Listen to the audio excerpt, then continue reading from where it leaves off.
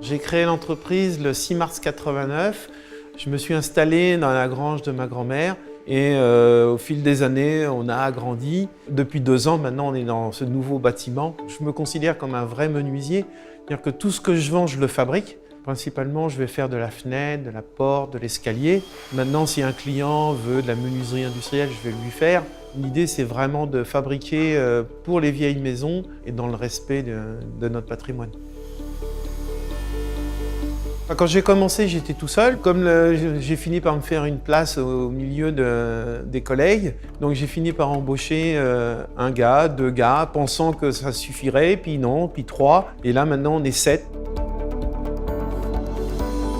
Le savoir-faire de l'entreprise, c'est surtout de pouvoir travailler à l'identique. C'est-à-dire qu'on va être capable de refaire une fenêtre, quelle que soit son époque. Si une moulure est bien spécifique, on va être capable de copier la moulure, de créer un outil provisoire pour pouvoir produire les menuiseries vraiment à l'identique. Et on fait aussi beaucoup de récupération de vieilles quincailleries. C'est-à-dire que quand on est sur une maison ancienne où il y a des vieilles espagnolets, des vieilles fiches, on va les déposer, les nettoyer, les repeindre et les reposer sur la nouvelle menuiserie double vitrage. Donc on répond vraiment à des besoins bien spécifiques. On sait faire du standard, mais on fait surtout des choses qui sortent de l'ordinaire.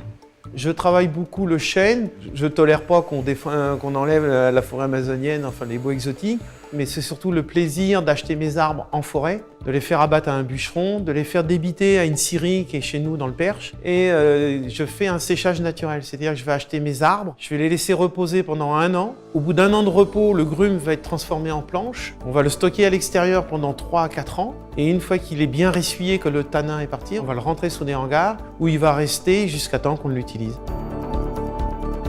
L'objectif, c'est déjà de maintenir l'entreprise, mais c'est surtout de la transmettre avec tout le savoir qu'on a pu acquérir au fil des années, être sûr que les jeunes gardent ce savoir et puis faire comprendre aux clients aussi qu'il y a encore des menuisiers qui savent travailler, qui savent fabriquer à la main tel qu'on le faisait il y a encore une 50aine d'années.